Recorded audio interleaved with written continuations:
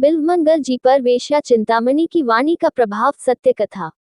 भक्तमाल कथा। गुलबर्गा जिले के गांव में ब्राह्मण श्री रामदास जी का एक पुत्र रहता था। उसका नाम बिल्वमंगल था।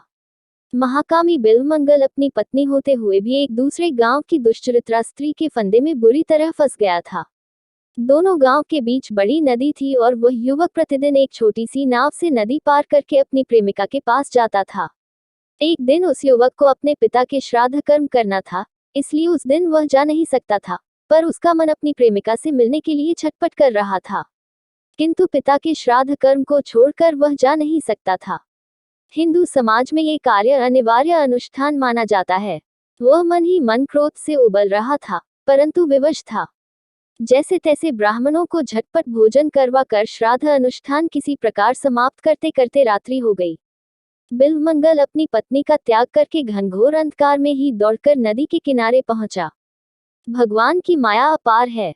अकस्मात प्रबल वेग से तूफान आया और उसी के साथ मूसलाधार वर्षा होने लगी। नदी में भी भयंकर लहरें उठ रही थीं। ऐसे में नदी पार करना बहुत खतरनाक था। उस समय वहां कोई नाव भी उपलब्ध नहीं थी।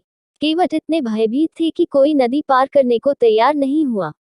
किंतु उसे तो जाना ही था, क्योंकि उसका हृदय तो कभी का धर्म कर्म से शून्य, विवेक शून्य हो चुका था।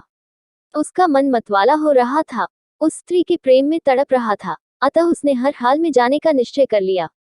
पास ही लकड़ी का एक कुंदा बहता चला जा रहा था। उसने उसे पकड़ लिया और उसी के सहारे वह नदी भी पार कर गया। दूसरे किनारे पर पहुंचकर उसने उस कुंदे को निकालकर तट पर डाल दिया और अपनी प्रेमिका के घर पहुंच गया। घर के द्वार बंद थे। उसने द्वार खटखटाया, किंतु इतने जोर का तूफान बह रहा था कि किसी ने उसकी पुकार न सुनी।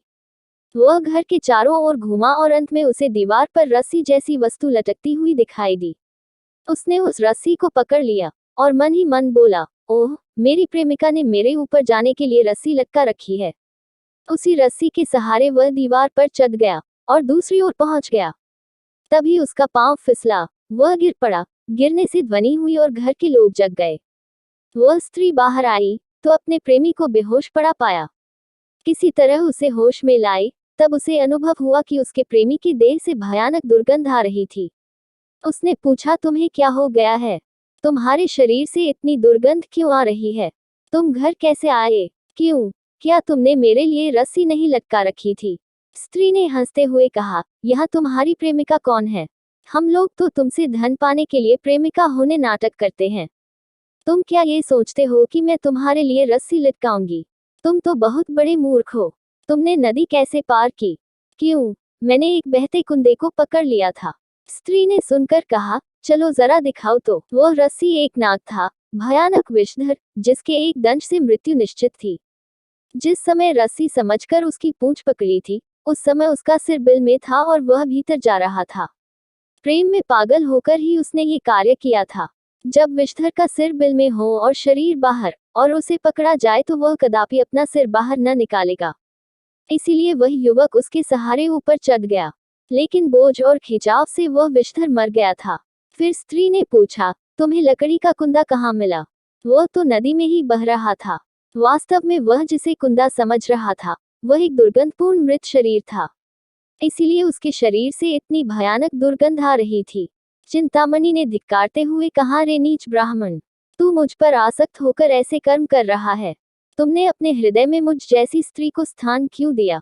मेरे जैसी स्त्री के प्रेम में पागल होकर द्वार खटखटाने के लिए तू मध्यरात्रि में इतना साहस कर सकता है? इतनी ही अनुरक्ति यदि तू भगवान के साथ रखता तो तेरा जीवन धन्य हो जाता। इसे सुनकर बिल्वमंगल उल्टे पांव घर लौटे और भगवान कृष्ण के पवित्र चिंतन में निमग्न रहने का प्रयास करने लगा। तुमने यदि अपने हृदय में भगवान को स्थान दे दिया होता तो शायद तुम एक महान संत, शिक्षक, नेता बन जाते। इन बातों को सुनकर उस युवक के सिर पर मानो वज्रपात हो गया। मन में एक बिजली सी कौंधी और कुछ क्षणों के लिए मानो उसको अंतर्दृष्टि प्राप्त हो गई। क्या सचमुच मेरे हृदय में ही भगवान है? स्त्री ने कहा, हाँ हाँ मेरे मित्र, भगवान वही हैं। बिल्वमंगल ने उसी क्षण उस स्त्री के घर का त्याग कर दिया और चलते चलते एक जंगल में पहुंच गया और ईश्वर से रो रो कर प्रार्थना करने लगा, हे ईश्वर, मैं केवल तुम्हें चाहता हूँ। मेरा ये प्रचंड प्रेम प्रवाह किसी नश्वर मानव शरीर में शांति नहीं पा सकता। मैं तो उस प्यार के सागर से प्रेम करना चाहता हूँ जिसमें मेरे प्रेम का ये वेगवती नदी जाकर एकाकार हो जाए। मेरे प्रचंड प्रेम की यह वेगवती नदी किसी छोटे से तालाब में क्षणभंगुर नाते रिश्तों में नहीं समा सकती। इसे तो असीम सागर ही चाहिए। प्रभु, तुम जहाँ कहीं भी हो, मेरे पास आओ। इसी प्रकार बहुत वर्षों तक जंगल में रहते हुए साधना करने के बाद उसे ऐसा लगा कि अब उसका मन साम्य भाव में स्थित हो चुका है।